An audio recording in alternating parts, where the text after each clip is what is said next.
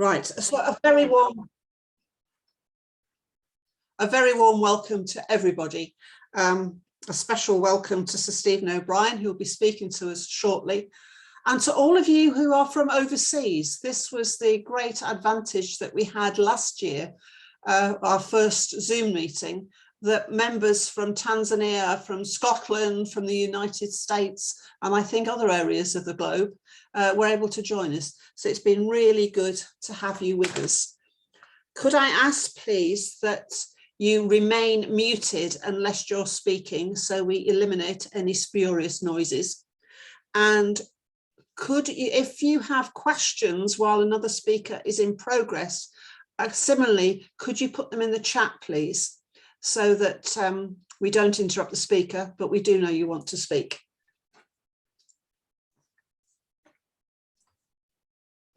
As we begin the meeting, I'd like to mention two former members of the Society who've passed away in the last year, who took a prominent place with us.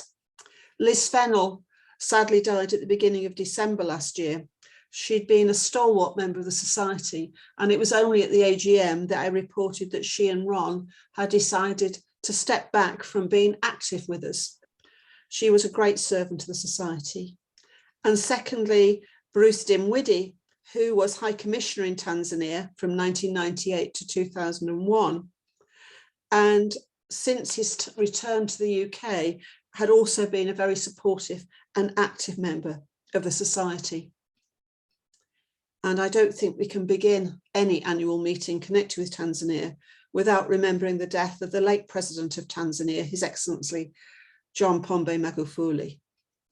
We remember him as the last president there. And also to repeat our greetings to the new president, Her Excellency Samia Suluhu Hassan. And we hope that we can continue to play our part in establishing mutually supportive relationships between our two countries. I will have more to say later. As I've said to those who'd already joined in, sadly, Lord Walney, the Prime Minister's trade envoy to Tanzania, is now unable to join us today, but sends his greetings and will be looking at a recording of this meeting. His Excellency David Concar, the UK High Commissioner to Tanzania, was on the last minute invited to meet with President Hassan this morning, and so is literally now on his way back from that meeting to his residence, and will be joining us, but not just yet. So I have great pleasure now in inviting the Right Honourable Sir Stephen O'Brien to speak to us. Sir Stephen is a British internationalist, humanitarian, diplomat, politician, a global health advocate and campaigner, business leader and mentor, industrialist and a lawyer who completed his term as United Nations Under Secretary General for Humanitarian Affairs and Emergency Relief Coordinator in late 2017. And it was a result of his work in humanitarian and development work, especially across many parts of Africa, that Sir Stephen was awarded a knighthood in June 2017. So a very warm welcome to you, Sir Stephen. Thank you very much indeed, Elizabeth, and good afternoon to everybody, both here in the UK, where I'm speaking from, and in Tanzania and America and elsewhere that I may not yet have heard where you're currently residing. But it's extremely exciting for me, as well as a very proud moment to be able to join you. The Britain Tanzania Society is a society which I hold in very high regard, associated with the Tanzania Development Trust, and with whom I've enjoyed extremely good, close working relationships in the various ways that I've sought to cement my own personal connection with Tanzania as a British person. And so I do thank you, Elizabeth, very much for the invitation, which came through my very good friend, who I know is with us today, Jeremy Lefroy, also a former Member of Parliament in Westminster, and who took on the chairmanship of the Tanzania All-Party Parliamentary Group, which I was pleased to found when I joined Parliament way back in 1999. So a very happy moment when I can come together with so many familiar faces and with whom I've been able to work in the support of the mutual relationship between our two countries over the years. I don't start with the benefit of having just heard either David Concar or Lord Wolney, but I do note how pleased I am that the Prime Minister has chosen to appoint a trade rep to Tanzania. It's very important that we have these trade envoys as they seek to open up and to smooth the opportunities for mutual trade.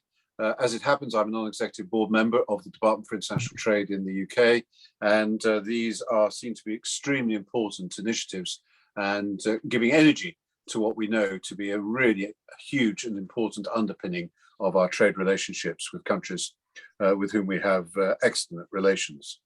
And David Concar stands now in the shoes of many with whom I've worked very closely, whether it was Sir Andrew, Philip Parham, Dan Corner, who have all been very generous to me in hosting me at their residence, which we gather David Concar is now on his way back to. So I can well envisage the very journey, let alone where he will be speaking from in due course. And I should just add that I'm also delighted virtually to make the acquaintance of Paul Harrison, who I gather is a candidate to be chair of the society later on in these proceedings.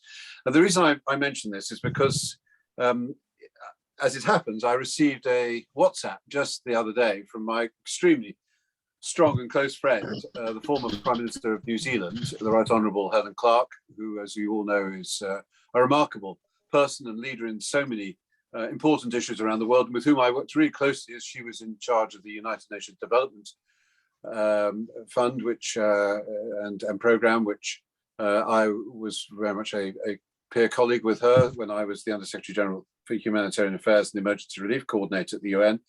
And she says that Paul is a good friend of hers and whom she commends highly. And if she does, if she commends anybody, I certainly respect that, and I look forward very much to Paul being very much a strong leader for the society, and I hope the candidature goes well today. So,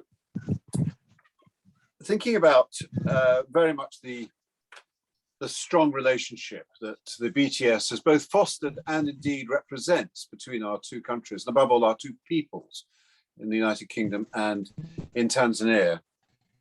I start, as I'm sure many of you will know, with a sense of real pride, but also they say you never shake the red dust of Africa off your shoes. Well, I happen to be born with the beautiful red earth of Tanzania right on my feet, not least because, as I'm sure many of you know, I was born in Mtwara, as it happens, the 1st of April, 1957. I hasten to add it was the 31st of March, 1957 in the UK at the time I was born. So for those who like to pull my leg about that, I tend to dip into both time zones. But the great thing was that it was a small cottage hospital at the time with an amenity room overlooking the Indian Ocean, which, because my mother was a nurse, they were keen to give her that room and to help her through my birth. And that is something which I, of course, had no idea about at the time. But when I was 47, 2004, I went back for the first time to Tanzania since I'd left when I was just 2.5, and was taken to the very room. No longer a hospital, now the NCO junior mess. I'll be honest with you, as junior messes tend to be, it was something of a mess, but it was still very much vibrant and full of energy and people, and the very room that I was born in, and it overlooked the Indian Ocean. And the reason that I mention that is because it shows you how integral Tanzania is now to the dynamic of world affairs.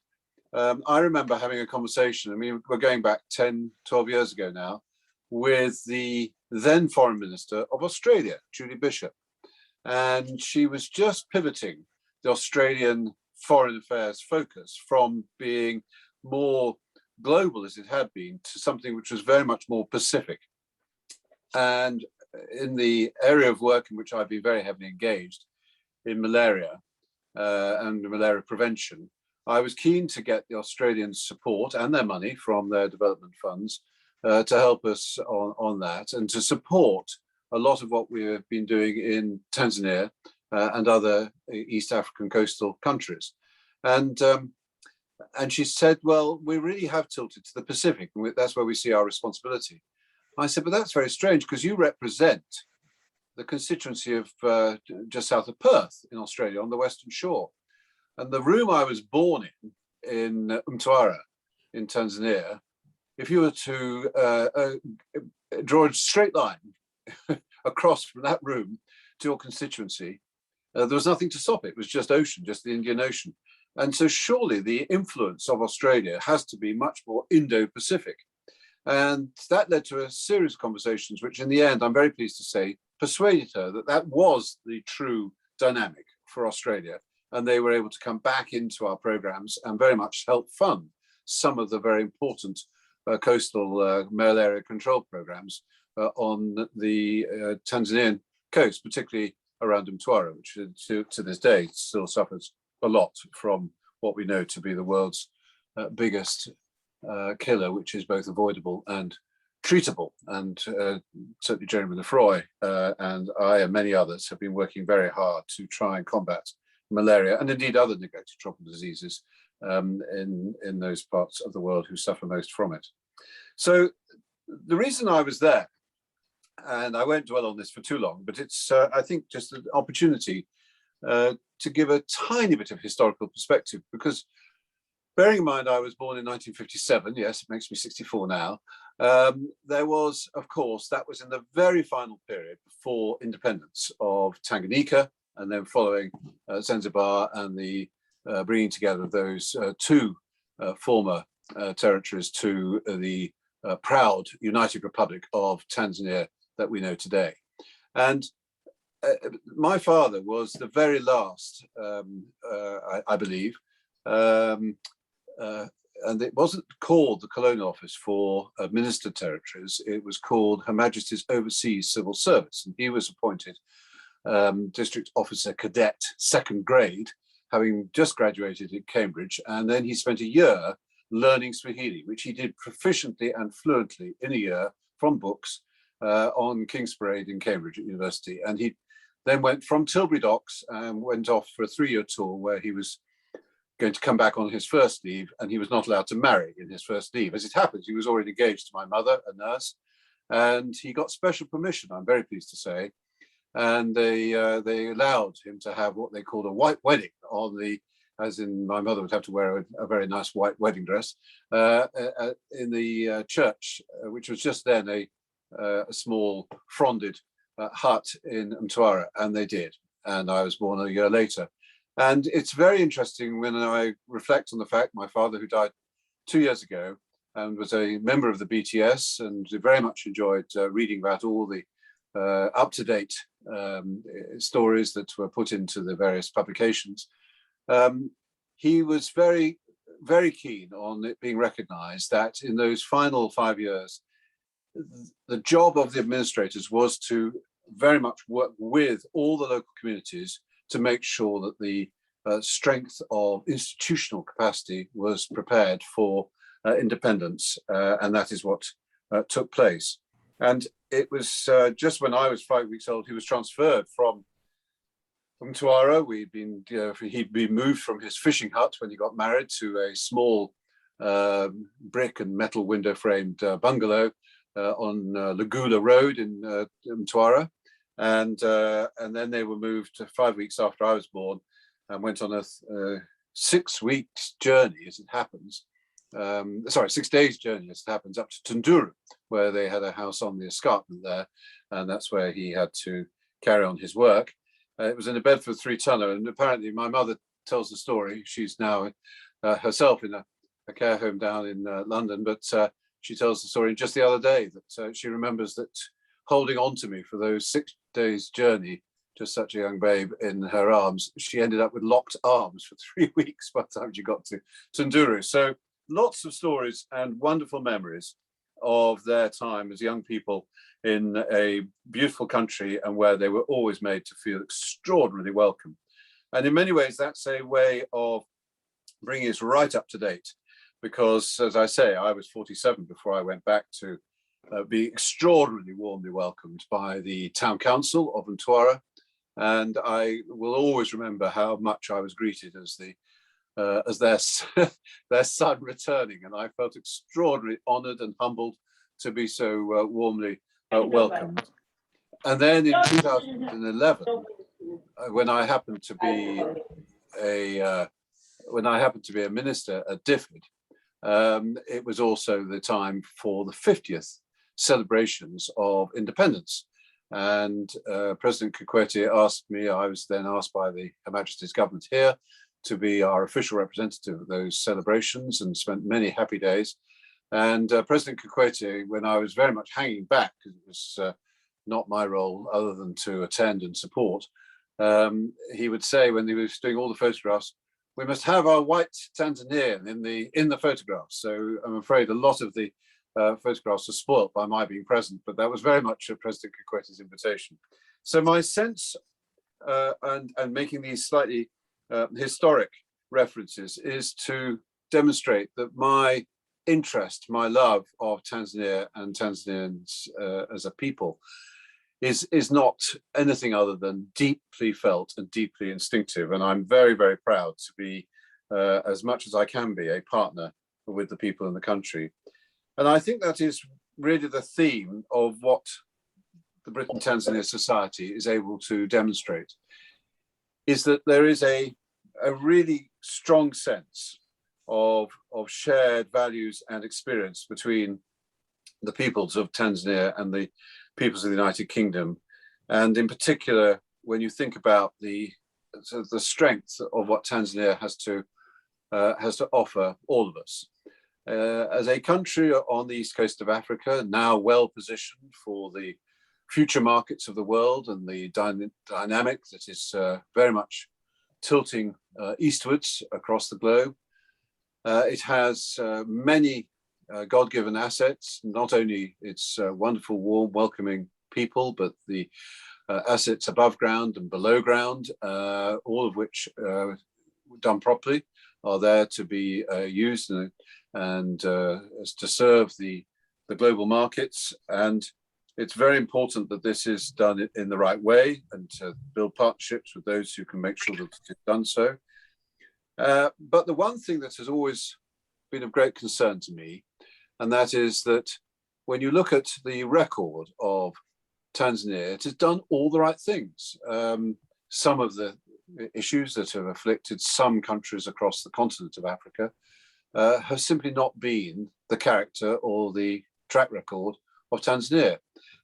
I can think of things like two-term presidencies, a multi-party society since the reforms many decades ago, and a strong sense of freedom and a commitment to good governance and probity, and a sense of identity and integrity. And those are really important features when it comes to the confidence of people investing, of partnerships and development, and of people wanting to make their lives and to work in organizations, be they CSOs or NGOs in Tanzania, and vice versa. Often the swapping of people when many would very much like the opportunities to either come for further levels of education in the UK and whatever. And it seems to me that when you add all that up, there is a big surprise. And the big surprise is that Tanzania, having done all the right things, hasn't necessarily prospered better, which you would have thought would be the dividend, would be the premium, if you like, for that tremendous track record, than some of its neighbours who haven't always done the right things. I'm not going to start singling anybody out or anything, but you'll understand what I'm saying. And so when we think about the BTS, the Britain Tanzania dynamic, the joint partnership, it seems to me that we need to examine very carefully. And I used to have long chats with President Kikwete about this, because I always have been troubled by this absence of getting getting a premium, getting a dividend for doing all the right things. And And it boiled down to what I'm going to mention, but I'm not going to try and examine the detailed issues because I accept how very, very difficult and indeed political it is. And I don't think it's appropriate to for me to suggest any solutions. But one of the big problems is, in order to produce a much more dynamic economy, rather than relying on, just important as it is, foreign direct investment and the ability of bringing in skills and, of course, foreign private capital, all of which has to have a return. So, fair deals have to be done. Any private investor expects a return on their money. And any development money, public taxpayer money, which is transferred, fiscal transfers, such as I was responsible for when I was at DFID, where Tanzania was our highest recipient of DFID funds in the world at the time. And all that is designed on very carefully constructed programs to deliver very high impact, that deliver public goods. In order to build the confidence of getting increasing amounts of economic activity, therefore leading to jobs and skills and security and all the things that really matter to any nation in a partnership rather than in any kind of exploitative situation, it does need to make sure that it's investable. And one of the problems that has not yet been reconciled is this issue about the ownership and title to land, often being the thing that is easiest to take to a bank in order to they can have security and collateral against loans, which can then be the borrowings upon which new businesses or developing businesses can draw in order to grow and to address the economic growth and activity that they want to put in place for Tanzania. So that's one of the challenges which I think we need to consider going forward, is where we can look at how to make so much more of the enormous assets that Tanzania has translate to something which helps investability. And so I hope very much that some of the dialogues and the mutual understandings, which are a character of Britain and Tanzania and through the society, may be able to focus on that and to make sure that that is retained, both in terms of fair trade and, above all these days, recognizing that we have these mutual obligations, all of us around the world, to make sure that they are doing their very best to be in concert with mitigating the climate change results. And the more so, I have to say, on the part of the UK, because of the enormity by comparison of what we have generated here as contributing to climate harm than has ever been meted out in Tanzania. So those are some of the economic issues, but I would prefer to revert more than anything else to our real sense of shared values, because I do wish to pay tribute to Tanzania, and I saw this for myself very much when I was in my role at the United Nations, looking at all the humanitarian and emergency issues around the world. Tanzania has a very long, strong, proud tradition and track record of being extraordinarily welcoming and humane to those who are struggling from conflicts, in particular elsewhere, and very welcoming to refugees and giving a safe haven to people who are in stress and trouble. And I think it is very much a feature of what I've always experienced, and I did again in terms of the officials at the UN who came to the UN from Tanzania. There was a real strength of determination and purpose in all their diplomacy. And by the way, Tanzania is very good at diplomacy, I should add. That can't be said of many countries around the world, but Tanzania certainly stands out. We can see that by the positions they hold at the UN and have held. But it's very much a peace-loving nation, something which I think we need to all take strong note of, and they are increasingly becoming peace brokers, as well as having a default which is very non-combative. And I think that's an example to us all, and particularly given the United Nations experience I've been through, the power of this multilateral approach and commitment to multilateralism, a commitment to really listening to each other, to understanding that there isn't just one version of a global view. There are many, but there are some fundamental values which we share, such as democratic freedom under the rule of law, in order to make sure that that confidence is built and that trust is retained we want to make sure there is a good, strong adherence to law, to parliamentary democracy, to a sense of leadership which recognises, of course, the independence of the judiciary, the access to the courts, the speed of justice, making sure that there is a sense of free speech, which is always going to be tolerant, but at the same time respectful. And I think that there's a real sense that we share those in such strong ways that it reinforces the partnership we have. And I know from my many conversations with those who have devoted their lives and their careers to doing wonderful work, either in the international or the local NGOs and the civil society organizations, how much those values really matter to give a context of confidence to be able to help deliver on public goods. Because the challenge for all is that we, of course, both in global health terms, but also local health terms, need to make sure that everybody has access to health, in particular in Tanzania. When we look at the statistics, it's vital that we push even harder on the maternal health issues in Tanzania. And we have, through my Innovative Vector Control Consortium, which is a malaria and other neglected tropical diseases research organization, looking to find new forms of active ingredients which can be on the nets to prevent the mosquitoes biting at night, and doing many other things. There is a real sense that Tanzania is very much part of that research. We have some tremendous work in partnership up at Moshi, which I was there the other day, looking at, and really top class world expertise and excellence in terms of the science and helping take us forward on that.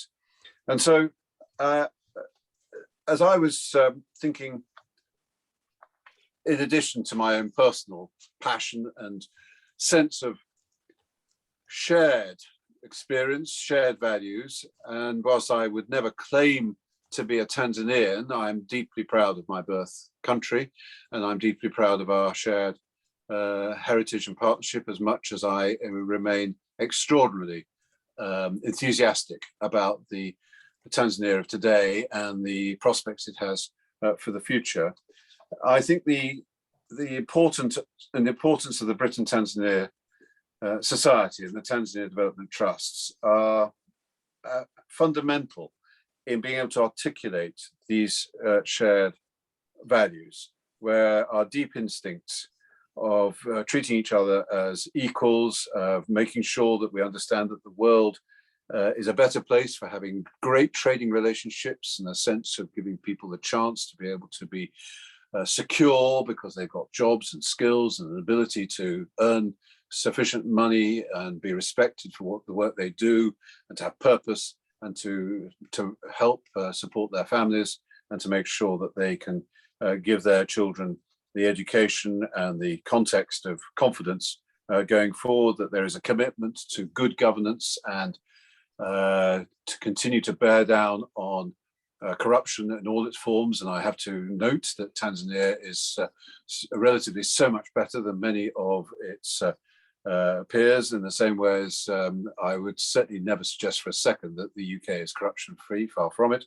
And so I think we do all need to continue to do that. That underpins an enormous amount of confidence, and the strength, therefore, of our partnership going forward seems to me that we have an opportunity as Britain and Tanzania together to be a beacon of what strong, trusted partnerships in international relationships look like. I think that already we're building on a massively strong track record. Of course, there will be bumps in the road, there always are. There will be different characters and different dynamics and different priorities. But there will be, underpinning all this, these shared values, which I know that the BTS in particular is able to reflect.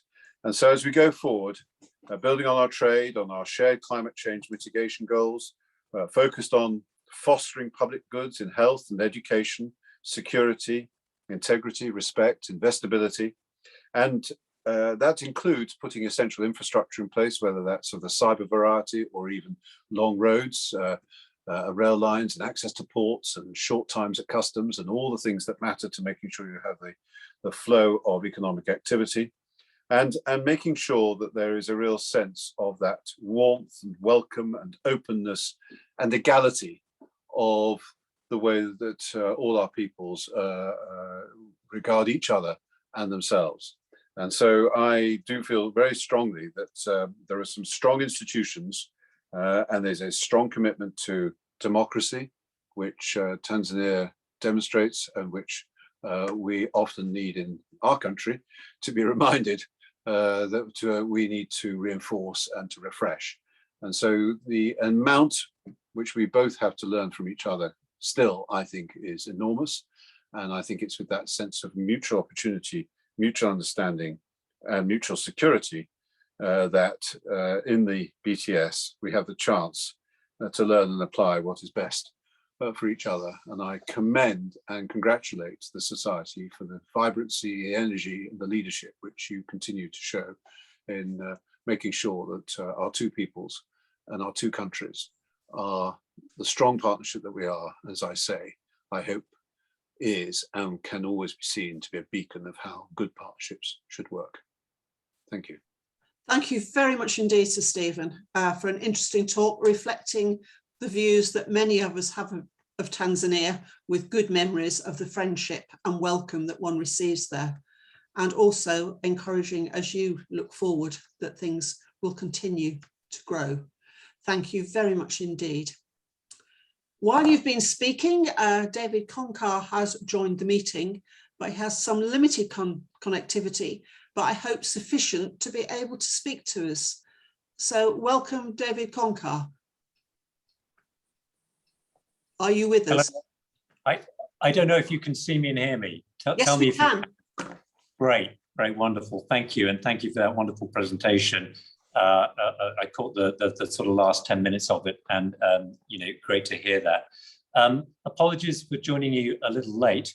I had a last-minute opportunity to go to the airport to meet President Samia before she boarded the flight to go to Glasgow for the COP26 meeting. You'll understand that was quite an opportunity and not one that I was going to be able to turn down. So thank you for bearing with me.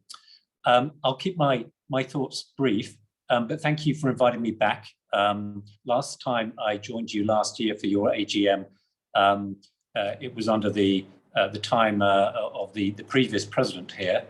And I think it's interesting for me to share a few thoughts perhaps on how things are moving now and the differences, if you like, that people are experiencing and feeling since the new president took over.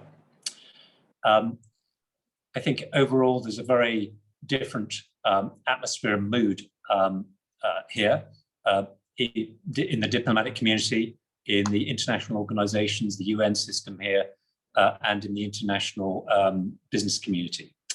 And by different, I mean overall a positive feeling, because one of the characteristics of the previous government was a feeling that this was an administration that was not entirely comfortable dealing with the international community, and that felt that it was able to deal with its challenges and issues without necessarily drawing on the full support that was available to it. Now in a different space, with a president and an administration that is more outward-looking and keen to listen to the diplomatic community, keen to engage with international organizations, and very keen to encourage international investment and financing.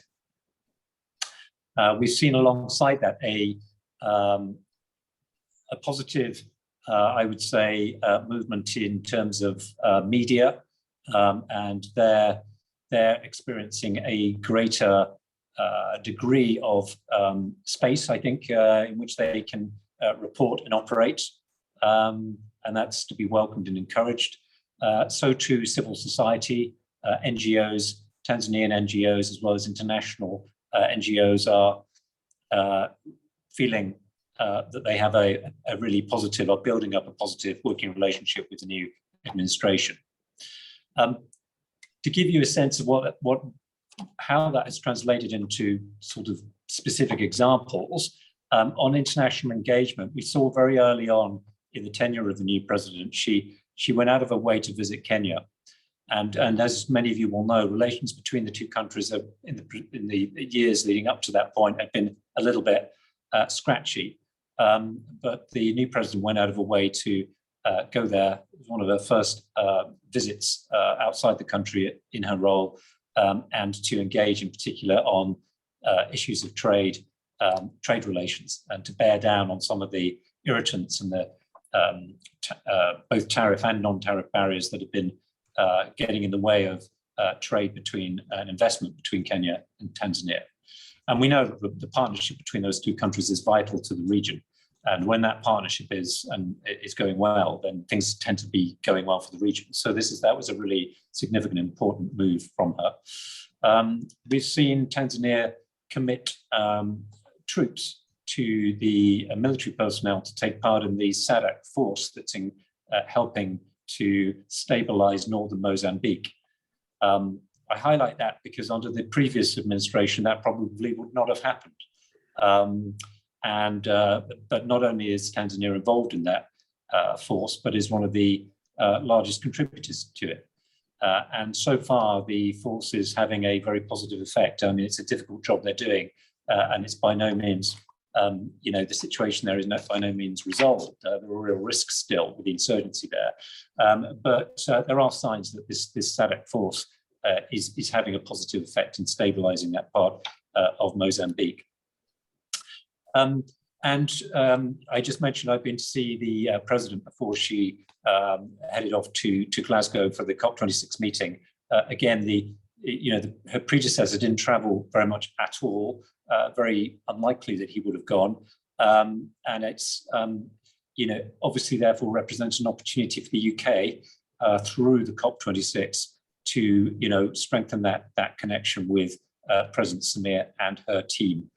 We've been working really hard, as you imagine, behind the scenes to maximise that opportunity both for Tanzania and the UK.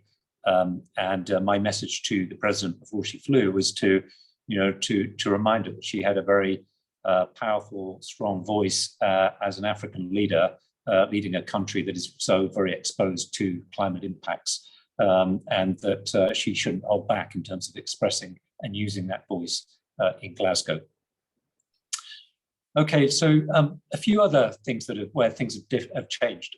One is COVID-19 policy, which has really moved on quite a lot in the last 12 months. We've moved into a state now where, as you know, vaccines are being administered here through the COVAX UN initiative, of which the UK is a strong supporter. And so there are increasingly Tanzanians who have been vaccinated, and particularly in Dar es Salaam, in the cities, we're seeing more and more evidence of that, and a greater degree of comfort with the idea of being vaccinated. There was vaccine hesitancy to start with. That's beginning to, I think, tail off a little bit, which is good. And we're seeing Tanzania now both offer testing to its citizens and also report data in line with its international public health obligations. So all of that, I think, is very positive. There's a long way to go here. They're coming at this issue late, or later than most other countries, but they are now making progress and catching up. And good news for all of us in the UK, shift in the UK's policy, where Tanzania, along with a range of other African countries, was recently taken off our red list. And just yesterday, I was able to report very positively that the UK government is now recognising the vaccine certificates issued by the Tanzanian government. So we are back to a situation where it is now far more straightforward, not entirely straightforward, but more straightforward than it has been for many, many months for people to travel between our two countries, which is excellent. And the president was very open and in fact sought the assistance and support of the IMF in a bid for more than $500 million of emergency COVID recovery funding from the IMF, which has been granted including with the support of countries like UK. That's again, it's another positive sign that under the administration of the new president that Tanzania is in the market for international support where it can directly benefit its citizens, including by providing public services that its citizens need. So all of that is really positive. On the economic side, the economy here, as most of you know, took a bit of a hit, not least because of the huge impact of COVID on tourism. This is, as you all know, an absolutely top-class Premier League tourist destination with incredible tourist assets. During the COVID time, and still to a certain extent, it's not been able to get the full value of those, but things are now beginning to improve. And I very much hope that a lot of British citizens will take advantage of the fact they can now travel to Tanzania and do so to visit the amazing tourist sites, including those that that provide support to communities of all kinds. So that's something we're supporting and actively encouraging, and I hope we'll see take off. I think it's fair to say that under in previous years there was a sense in which the business environment here was deteriorating on a number of indicators. I don't think that's a controversial thing to say. I think that's kind of objectively, the case. We are seeing the business environment begin to pick back up. We're seeing evidence of that in the increased ease of being able to get a work permit if you're a foreign worker here, and also with a number of investment projects that have been stuck previously that are now foreign investment projects going forward, including one Kilombero sugar production facility, which is going to effectively double its capacity with a round of investment, and a new nickel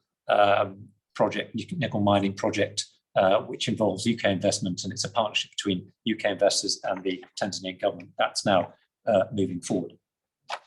I'll conclude with just a few thoughts on where we are at in terms of our engagement and priorities here. Well, some of what I've already said covers some of our priorities, particularly on the working strongly with our contacts and partners in the Tanzanian government on the business environment, to give them support in that area, but also to let them know how it feels and looks to foreign investors and businesses, so they understand if there are issues, what those issues are.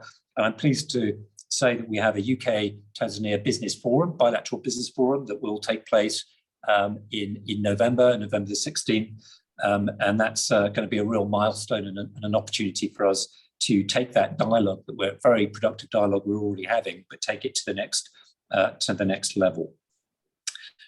In terms of the way we're using our aid or ODA, you will understand, and it will be no surprise to you, that there has been an overall reduction in the amount of UK ODA that is available for my teams to use here. But we are making as best use we can, the best possible use, in fact, of the ODA that we do have, the aid that we do have.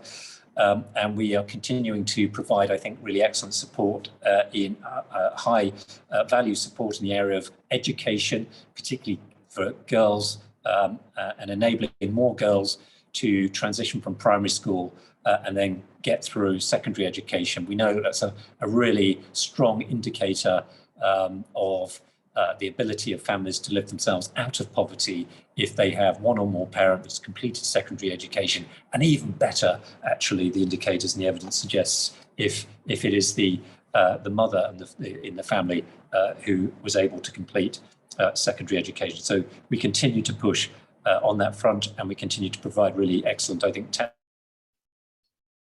support to the education ministry there. We are stepping up on climate change engagement. This is a very climate exposed economy, with more than 70% of economic activity here is climate exposed in the jargon, and that makes Tanzania very vulnerable. And that was one of the reasons why I suggested to the president that she has a strong voice. She goes to Glasgow with a strong imperative, but also a lot of moral authority to ask, frankly, demand that the G20 countries as a whole step up and do more to reduce their emissions and do more to provide international climate financing of various kinds. We will be looking to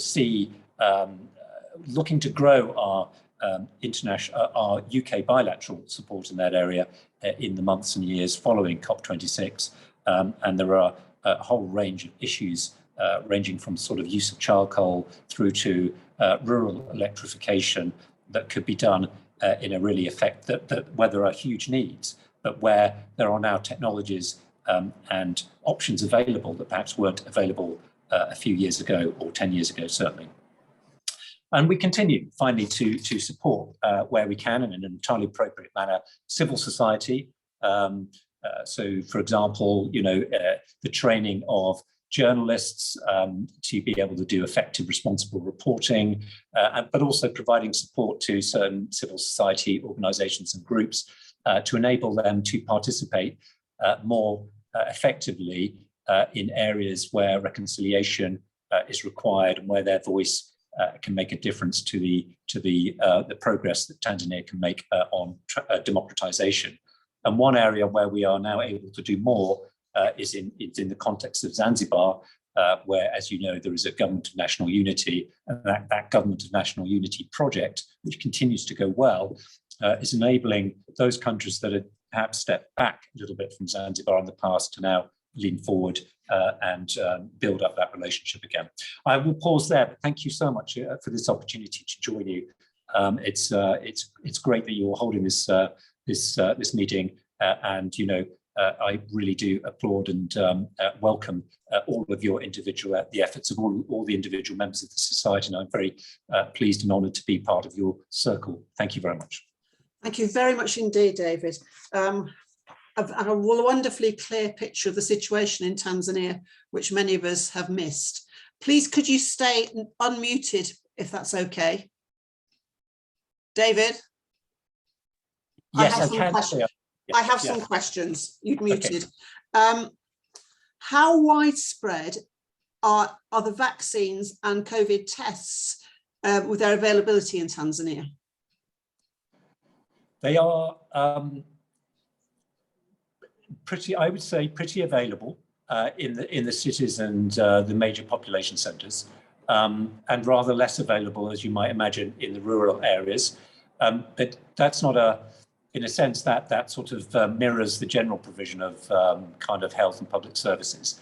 But if you're Tanzanian and you want to get a vaccine and you live in a place like Dar or Arusha or whatever, you can definitely get it. And they're still working through their supplies. They had a consignment of Johnson & Johnson through the COVAX. They haven't yet quite got to the end of that, but they're getting near the end of that. They just had a really large consignment of Sinopharm, the Chinese vaccine. So they've got a lot of doses available right now, and we want to ensure that with our partners through COVAX that Tanzania continues to get the supplies it needs.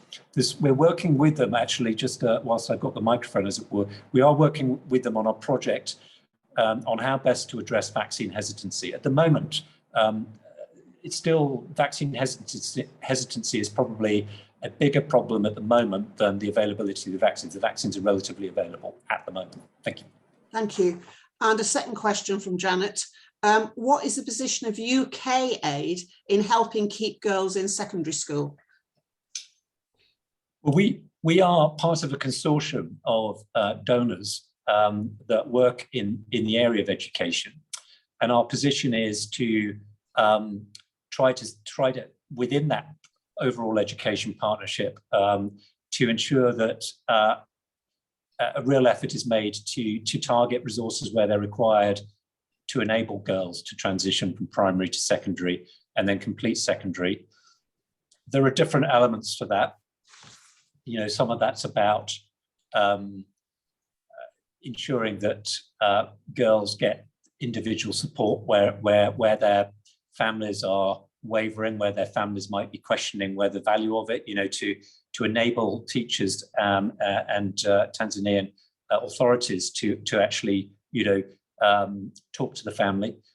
Some of it's about infrastructure and schools being within safe reach. So some of it's about having, safe dormitories available so that so that girls can be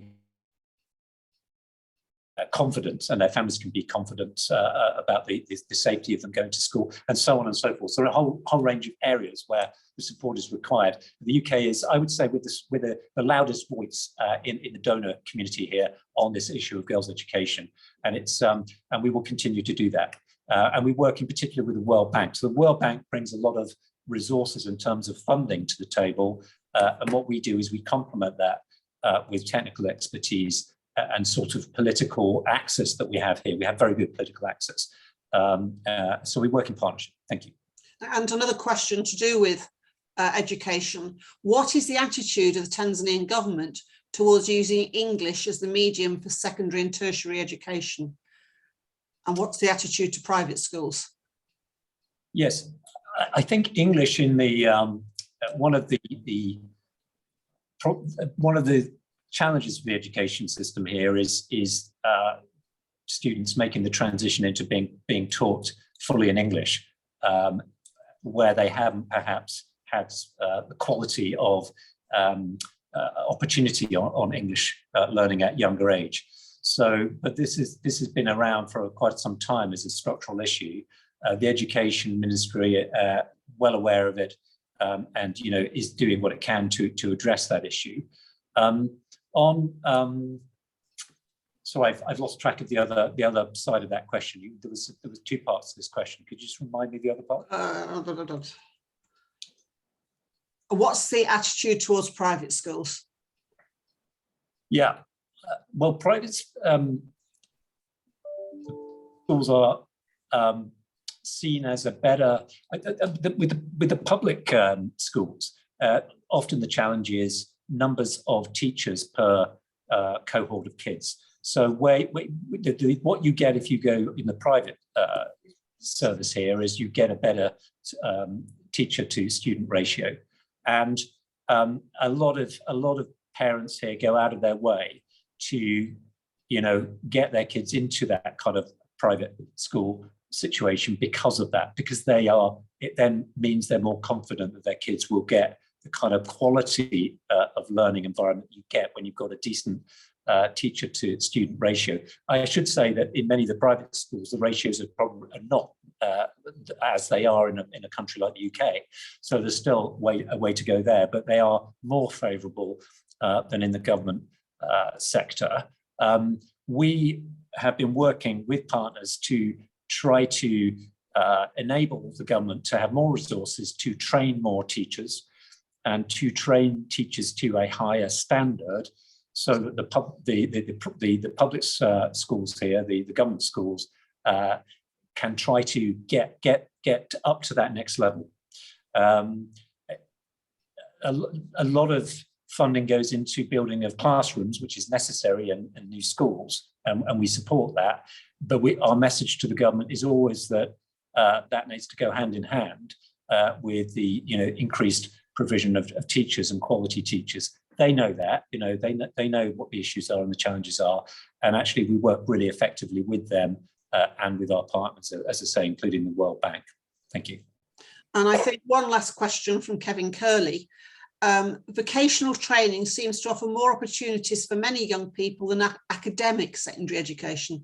Does the UK support vocational training in any way? We actually don't have a vocational training program here, but it is a really good point. And when I talked to, just the other night, we were doing a session here at my residence with the business sector on clean energy and renewable technology and electrification and so on. And they were saying that they find that students who come out of the Tanzanian education system, particularly all the way through the universities, they're incredibly bright, and they've had very strong academic, learning opportunities, including through the university system here. But they often lack this kind of skills that many employers want, and the businesses then have to train them up on that.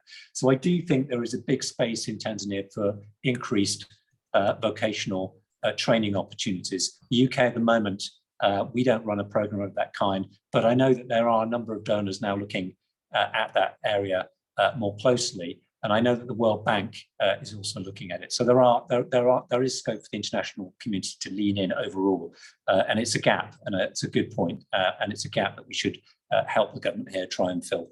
Thank you. Thank you very much indeed, Dave, and for your patience in answering those questions. I wonder if I could now ask Sir Stephen, would he be willing to take a question, please? Let him answer. More than happy to take. Right, I'm afraid the person who wants to ask the question only sent his message after I'd invited David to speak. That's all right. So Julian Marcus, you have a question for Sir Stephen. Not only for Sir Stephen, but also for the High Commissioner. So I'm Jambo Marafiki. I'm Julian Marcus. I'm the Vice President of the Britain Tanzania Society and a former chair of the Tanzania Development Trust. So I'd like, first of all, to add to the list of obituaries, in a sense, that Elizabeth gave at the beginning. We remember also the late John Sankey, who was one of my predecessors as chair of the Tanzania Development Trust, and a tremendous standby to our founder, Trevor Huddleston, in the early days of the Society. And so later on, after having retired as a High Commissioner, he became the chair of the Tanzania Development Trust. So there's a recommendation for you, David, High Commissioner.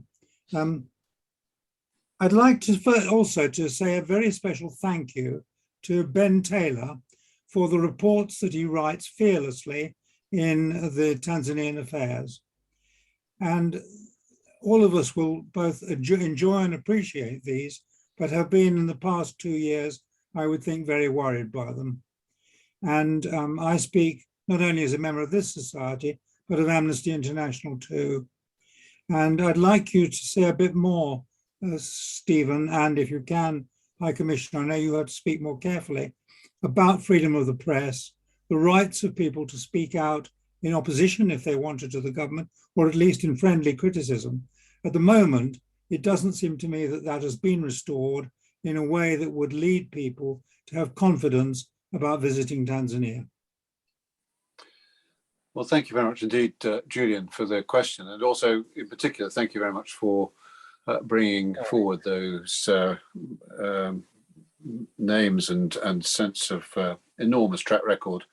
It reminds me that even now, when I visit my mother, she often refers to the times when she was privileged to meet and to sit down over dinner with Trevor Huddleston and others all those years back, when everybody had this strong sense of mutual determination that Tanzania should become a country that takes its rightful place in the world, and have done many things to try and ensure that that happens.